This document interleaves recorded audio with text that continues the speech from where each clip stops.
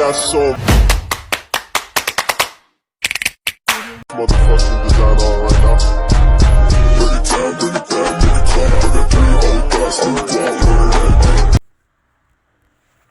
Jadi teman-teman, di sini kami akan mereview salah satu novel yang berjudul Balada Balpirik.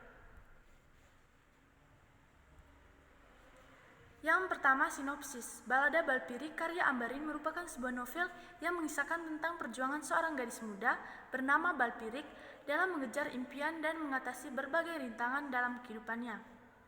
Balpirik tumbuh dalam lingkungan yang keras di pedalaman Jawa, namun memiliki semangat dan tekad yang kuat untuk meraih kebebasan dan kebahagiaannya. Novel ini menggambarkan perjalanan Balpirik dalam menghadapi berbagai konflik dan perjuangan, serta menggambarkan kehidupan masyarakat pedalaman yang kaya akan budaya dan tradisi.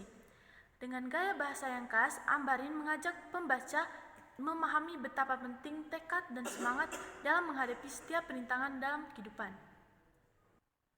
Berikut analisis cerpen Balada Balpirik. Yang pertama, tema. Tema cerpen Balada Balpirik melibatkan konflik antar manusia dan alam, serta perjuangan tokoh utama untuk bertahan hidup selama situasi yang keras dan penuh tantangan.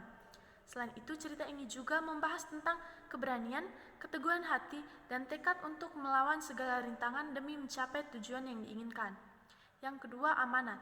Dalam kehidupan kita, penting mengetahui jati diri kita. Dengan banyaknya tantangan yang kita hadapi, terkadang kita melakukan tindakan di luar nalar yang menyebabkan terjadinya hal yang tidak diinginkan. Oleh karena itu, kita harus mampu melawan itu semua, jangan dulu putus asa, dan kita harus mampu melawan pertikaian batin yang ada dalam diri kita. Yang ketiga, latar tempat. Umumnya adalah sebuah desa kecil di Indonesia yang menggambarkan sebagai lingkungan dengan sawah, perkebunan, dan hutan di sekitarnya yang mencerminkan kehidupan masyarakat pedesaan yang menghadapi tantangan ekonomi dan sosial. Yang keempat, latar suasana. Tergantung pada bagian cerita, ada momen yang penuh kegembiraan dan harapan saat Balpirik belajar dan bermimpi tentang masa depan yang cerah. Ada juga momen kesedihan, yakni saat konflik, terutama saat Balpirik menghadapi tantangan atau godaan. Yang kelima, latar waktu, yakni penggambaran perkembangan Balpirik dari masa kecil hingga dewasa. Secara umum, cerita ini dapat berlangsung di masa sekarang ataupun masa lampau yang tidak terlalu jauh. Yang keenam, sudut pandang. Cerpen Balada Balpirik memiliki sudut pandang orang pertama. Hal ini dapat dilihat dari penggunaan kata ganti aku yang mengindikasikan bahwa cerita tersebut diceritakan dari sudut pandang tokoh utama dalam cerita tersebut. Yang ketujuh, jenis konflik. Konflik internal dalam cerpen Balada Balpirik terjadi pada tokoh utama, yaitu Balpirik. Dia mengalami pertarungan batin dalam memutuskan apakah dia harus tetap bertahan di tempatnya yang sulit atau mencari tempat yang lebih aman untuk hidup. Balpirik merasa terikat pada tanah dan lingkungan tempat tinggalnya, tetapi di sisi lain dia juga menyadari bahwa kehidupannya di sana penuh dengan kesulitan dan bahaya. Konflik internal ini memperkuat dimensi psikologis tokoh utama dan memberikan kedalaman emosional pada cerita. Yang berikutnya itu adalah alur. Alur dalam cerita ini menggunakan alur maju. Alur dalam cerita ini mengikuti perjalanan seorang pahlawan yang bernama Balpirik. Dia berpetualang melintasi berbagai medan dan menghadapi berbagai rintangan untuk mencapai tujuannya. Seiring dengan perjalanannya, Balpirik bertemu dengan berbagai karakter dan menghadapi berbagai konflik yang harus diatasinya. Kisah ini seringkali diinterpretasikan sebagai representasi perjuangan individu dalam mencapai cita-cita atau sebagai alegori tentang perjuangan bangsa Indonesia. Yang berikutnya itu ada perwatakan. Yang pertama, dramatik. Dalam Balada Balpirik, perwatakan dramatiknya cenderung kuat dan penuh dengan karakter-karakter yang memiliki sifat-sifat yang beragam. Balpirik sebagai tokoh utama, Balpirik digambarkan sebagai seseorang pahlawan yang berani dan gigih dalam mengejar tujuannya. Dia memiliki keberanian untuk menghadapi segala rintangan dan kesulitan dalam perjalanannya. Tokoh antagonis, dalam beberapa interpretasinya, tokoh antagonis dalam cerita ini mungkin mewakili kekuatan-kekuatan yang menghalangi Balpirik dalam mencapai tujuannya, seperti kekuasaan atau ketidakadilan. Yang kedua, analitik. Dalam balada Balpirik, perwatakan analitiknya mencerminkan berbagai aspek psikologis, sosial, dan politik. Yang berikutnya adalah beberapa contoh perwatakan analitik dalam cerita ini. Balpirik sebagai simbol perjuangan, Balpirik tidak hanya merupakan karakter individu, tetapi juga simbol perjuangan dan ketahanan. Dia mencerminkan semangat perlawanan dan keteguhan dalam menghadapi berbagai rintangan yang melambangkan semangat bangsa Indonesia dalam menghadapi tantangannya. Tokoh antagonis sebagai representasi kekuasaan. Tokoh antagonis dalam cerita ini seringkali mewakili kekuasaan atau sistem yang korup dan tidak adil. Mereka bisa menjadi simbol dari ketidaksetaraan sosial atau politik yang menjadi hambatan bagi Balpirik dan masyarakat. Yang berikutnya itu penokohan. Yang pertama ada protagonis. Balpirik digambarkan sebagai seorang pemuda yang tekun, bersemangat dan bercita-cita tinggi untuk berjuang melawan kemiskinan dalam menghadapi tantangan dalam usaha untuk meraih pendidikan untuk mengubah nasibnya. Yang kedua ada tokoh antagonis, tokoh yang menghalangi Balpirik, berbagai tokoh atau kekuatan yang mencoba menghalangi Balpirik dalam perjalanannya, termasuk individu yang bersangkutan dengan ekonomi, sosial atau emosional. Yang ketiga ada tritagonis, yaitu adalah teman dan keluarga. Digambarkan orang tua yang murah hati meski hidup dalam keterbatasan, mereka menjadi sumber inspirasi dan motivasi bagi Balpirik. Teman serta pasangannya memberikan kekuatan atau dukungan moral bagi Balpirik, namun ini semua juga bisa menjadi tantangan bagi Balpirik dalam perjalanannya. Yang berikutnya itu adalah simbol.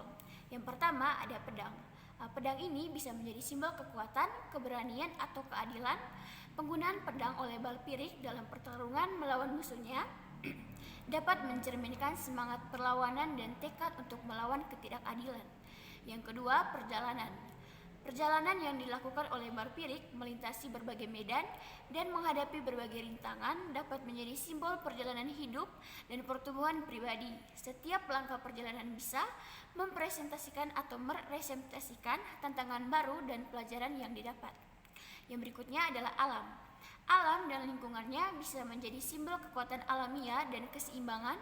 Balpirik mungkin harus berhadapan dengan berbagai ancaman alam seperti gunung berapi, hutan belantara, atau sungai deras yang mencerminkan kekuatan alam yang harus diatasi oleh manusia. Yang berikutnya adalah bendera. Bendera atau panji bisa menjadi simbol identitas atau tujuan. Balpirik mungkin membawa bendera sebagai simbol perjuangan atau representasi dari kelompok atau bagian yang ia wakili. Yang berikutnya itu adalah tahapan alur. Yang pertama ada pengenalan. Cerita dimulai dengan narator yang menghadapi rutinitas membersihkan rumah. Setelah banjir surut di Semarang, dia berinteraksi dengan anaknya dan menyuruhnya untuk membantu membersihkan rumah. Yang kedua ada peristiwa konflik yang dimana narator menerima kabar dari teman lama bahwa suami Harti, seorang teman mereka, telah meninggal karena serangan jantung. Hal ini menimbulkan kekagetan dan kesedihan bagi narator dan teman-temannya. Klimaks, narator dan teman-temannya mengunjungi rumah almarhum untuk memberikan penghormatan terakhir. Mereka menemukan rumah kosong dengan bendera kuning di depannya, lambang kematian dalam masyarakat Semarang. Di Neumann, narator dan teman-temannya berakhir dengan makan malam di sebuah kafe sambil bercanda dan mengalami kejadian lucu dengan Badrodin, salah satu teman mereka yang berusaha menghindari masalah.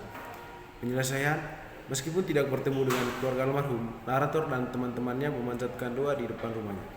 Mereka merasa lega setelah berdoa untuk arwah almarhum.